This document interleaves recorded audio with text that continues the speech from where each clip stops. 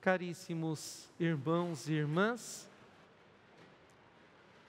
que liturgia da palavra maravilhosa, a partir da qual Deus se comunica conosco nesta terça-feira da terceira semana da Páscoa.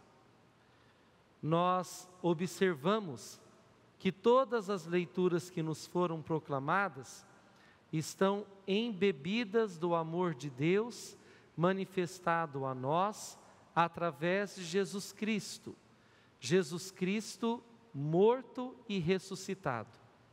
Aquele que é Deus, conforme nós rezamos na oração coleta da missa, né?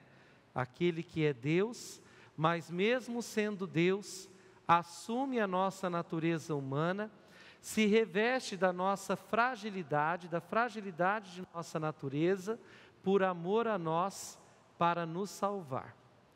Ele experimenta o sofrimento e a partir do sofrimento também experimenta a morte, mas morrendo, ele vence a morte e também nos dá a possibilidade de ressuscitarmos com ele.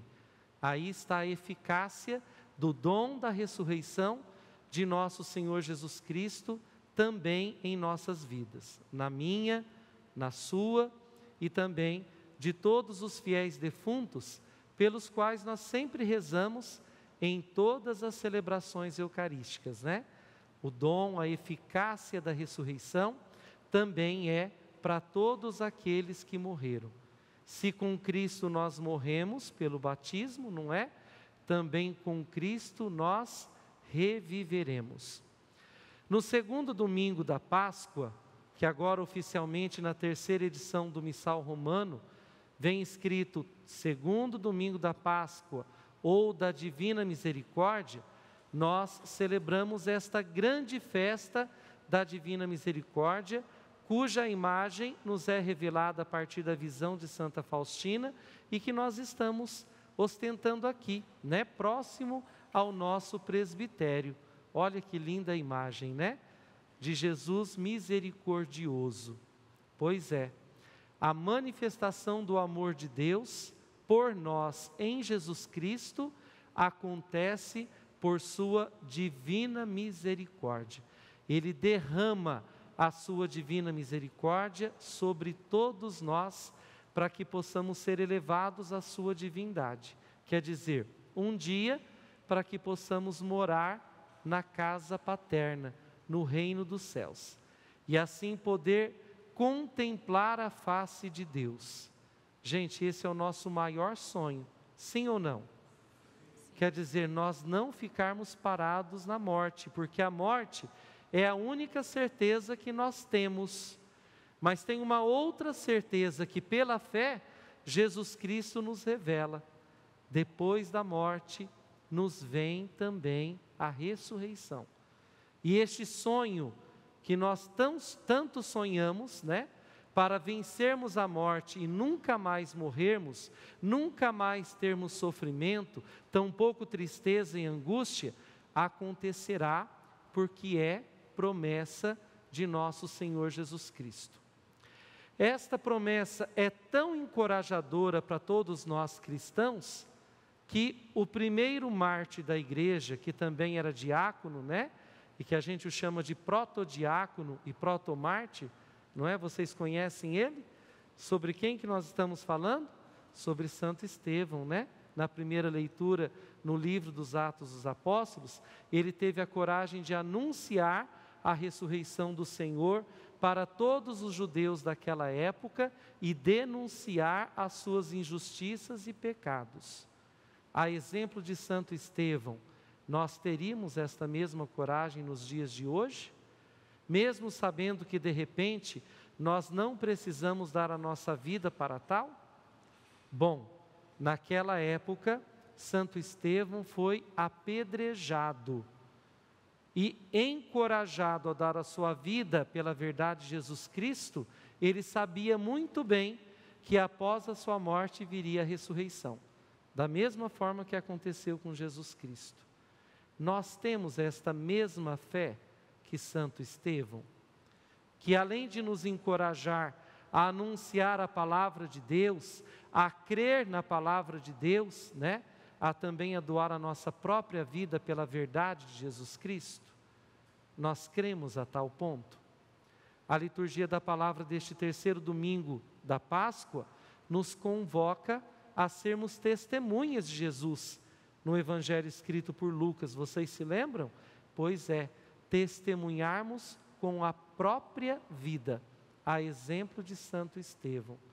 Então, o que encorajou Santo Estevão a doar a sua vida pela verdade de Jesus foi o quê? A sua fé na ressurreição.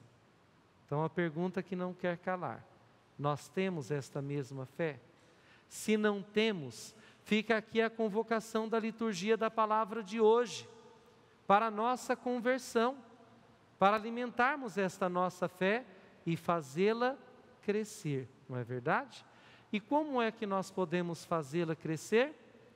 Principalmente alimentando-nos com o pão do céu. Quem é o pão do céu? Ou o pão de Deus? O próprio Jesus Cristo.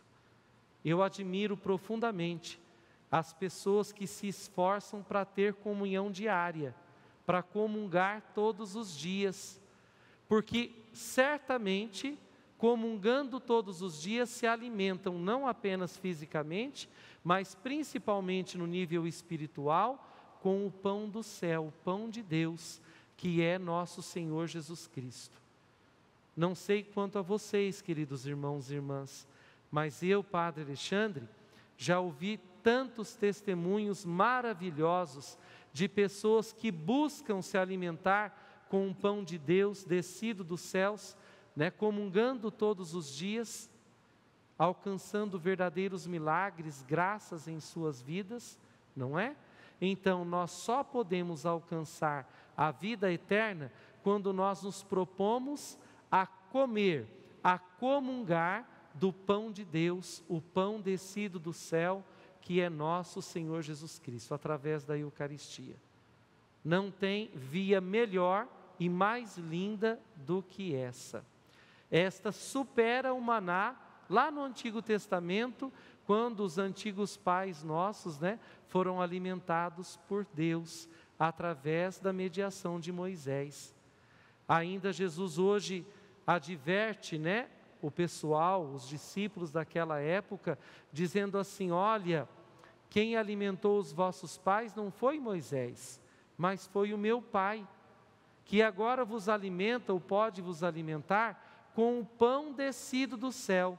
Eu sou o pão do céu, o pão vivo e verdadeiro, e quem come deste pão, viverá eternamente. Olha a eficácia da ressurreição do Senhor, viverá eternamente. E quem crê no Senhor, terá a vida eterna. Quem come e quem crê. Não é uma mera devoção, não é algo que de repente a gente faz para poder pôr em provação ou comprovação o nosso Deus. Ele continua sendo o nosso Deus, mas crer vai além da devoção.